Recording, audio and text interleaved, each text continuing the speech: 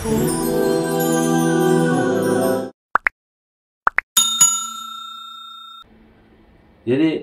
در غریبی خواهرای ما هن، برادرای ما هن، خلاص برای پیشگیری شهوت چیکار کردن نکن.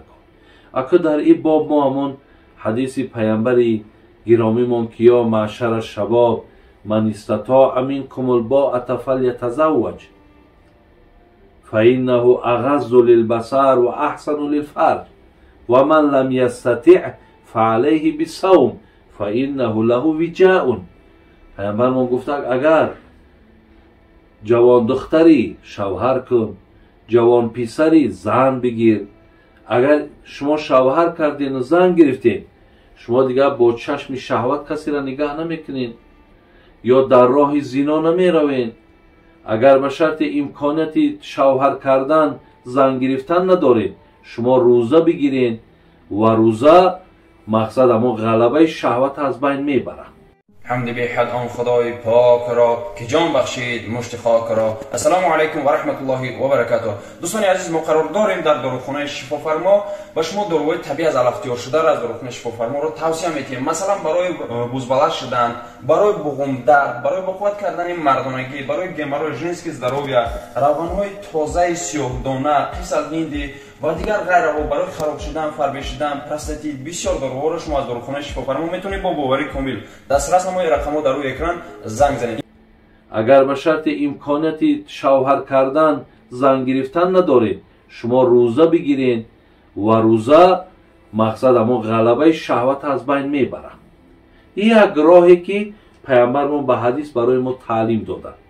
ولی نفرهایی که در غریبی هستین و برای شما روزه گرفتن با مشکل هم هست، برای همین اینجا در خواهرها و دادرای عزیز یگانه راهش همین اراده مستحکم دعا. برای که اونجا وقتی مردک مشغولی کار باشد، روزه را یک آدمی میگیرد که بیکاره، روزه را یک آدمی میگیرد که کارش سبکه. وقتی تابعگاه کار میکنی با شکم گرسنه کار کرده نمیشه. به همین خاطر شما در اراده مستحکم همین چقدر اگر توفیقت زیاد باشه، انشاءالله شهوت کنترل کرده میتونی. یا دعا که خداوند فقط یاردم طلب کن که خدای مهربان همین شهوت مرا غم میته. مقصد من قدرت همین را پیشگیریش ندارم، خدای مرا قوت بده، خدای مرا کمک گفته. دعا که انشاءالله از الله مهربان برایت یک فضل، برایت یک مرحمت میرسه. راهاش همیه برادر عزیز. بابا جان اسم دخترچه مسلمه است، از خوردیش بیمار است، میگن این اسم گذاشتگی با اون نفاریده است، باید اسمش را عوض کنیم. ما چیکار کنیم؟ اسمش را عوض کنیم. یعنی همین گپ هم در مردم ما بسیاره. نامش مسلمه مانده است، همین نام گویا که برداشت نکردیست. یا نامش محمد میماند، مقصد همون فرزند بیمار میشود و در او مسئله میتن که نامش عوض کنه. این گپ تماما اصل نداره. بیماری کودک این به مقدرات کودکه. برای همین این گپ ها را هیچ وقت نزن. این گپ ها یگان اصل نداره. این گپ نادرسته. نام اگر عوض هم کنی، مقصد دردی او را تو گرفته نمیتونی. برای همین به این سفسطه ها باور نکنی. فقط تبابت کنین، فقط دنبال همون تبابتش باشین. صحت چی صحت میشود، نشید همه شای نزد الله های. این به نام وابستگی نداره. بابای حاجی زنی که شوهرش رو با مادرش جنگ میاندازد، حکمش چی است؟ خیلی که شوهر البته عقل داره. یعنی زنی که شوهرش رو با مادرش جنگ بدازد، حکم همین زن چیه؟ حکم این زن آمد انا چی؟ من یگان چی گفته نمیتونم. خداوند ترا عقل داده. وقتی که همین میبینی که زنت قطعی مادر جنگت می اندازه، عقل داده خداوند، فهمیش داده، درک داده. تو باید که дарҳол пеши амро бигирӣ бугӯй ки итари мисол ҳарфҳои беҳуда нагӯ.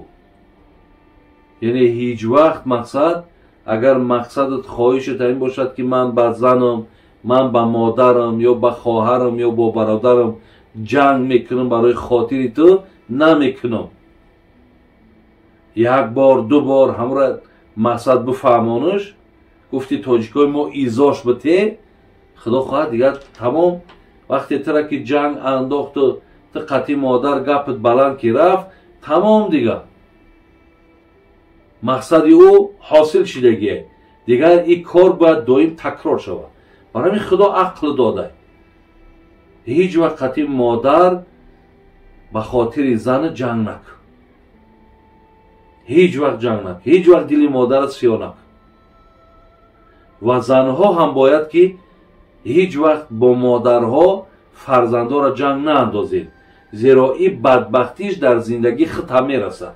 ҳеҷ вақт фикр накун ки мақсад ман ба ин корум пешравӣ мекунам ё мақсад ягон ниятҳои дорум дар ниятҳом мерасам. не, намешавад ҳеҷ вақт, зеро дар ин кор аллоҳ норозие. барои вақти аллоҳ ки норозӣ шид, мақсад корат бад мешавад, ҳолат бисёр бад мешавад, бисёр бадбахтиҳо доманта мегирад. барои ҳамин ин кора накун. оё дар ислом суроғ кардани гӯшт ба мардҳо ҷоиз аст ё не? як писарча бемор аст, мегӯяд гӯшташро суроғ кунед. бемориш сабук мешидааст. ин дурустае? охир ай табибо пурсед. якумш, ягон бор то имрӯз замон надидем ки гӯшт ягон мардака шикоф кунанд, дардиш зиёд шавад. ин хеле табобат нест. ин хеле табобат нест ки мақсад мардака дилаш касалай, мардак фишори хун дора, бигиранд гӯшташ шикоф кунанд, тамом фишори хунаш дур шавад. ҳамин ман ҳайрон мешавам, хоҳаро додора бовар кунед. ё ҳамин ақлҳои шумо камай, ё бисёр содаен.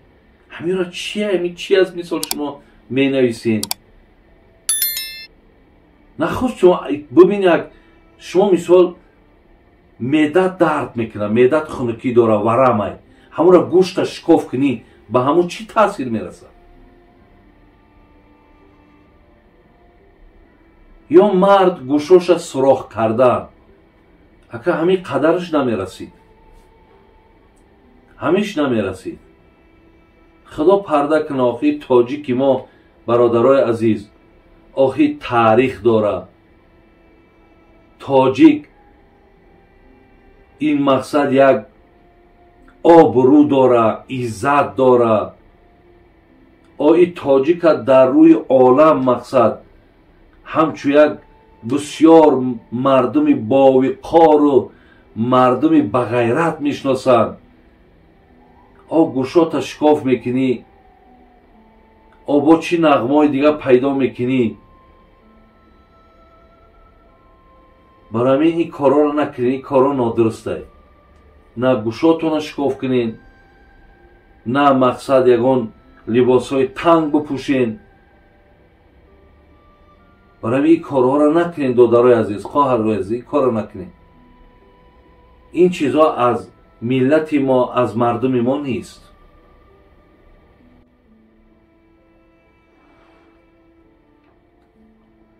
шахсе аз гуноҳи кардааш сахт пушаймон мешавад ва ҳамон гуноҳҳои кардааша дар пеши рушд меояд.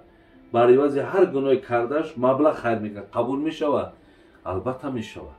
ҳар нафаре ки гуноҳша дар пеши дидаш меорад, дар пеши рӯ меорад, оби чашм мекунад ё пушаймонӣ мекунад ё мегӯяд ман дар ивази ҳар кадомаш хайр мекунам, иншоалло ай худо медаҳад алло гуноҳотам мебахшад. хуб, намози ҷумъаро дар муҳоҷират чанд нафар бошӣ хонда мешавад? намози ҷумъара дар мазҳаби худмон ғайри имом се каси дигар бошад, намози ҷумъара мехонем. агар ғайри худтон се каси дигар бошад, ҷамоати ҷумъа мақсад ғайри имом се кас, یعنی جمع 4 کس باشین نماز جمعه را خوانده میتونید. آیا نام فرزند را سردار بمانی جایز است؟ نه، اگر در تاجیکای ما مقصد سردار ماندن کمه. اکی یارا به فکر میامود کینوی ترکی که تماشا کردین ای همو همی خبرداشت میکنید. برای همین نامها الحمدلله رب العالمین در مردم تاجیکی ما نام بسیاره. مقصد اگر مقصدت همون سرداری که در کتابای در کینوی ترکی است همون باشه نگذارش، به همون مقصد باشه نگذارش.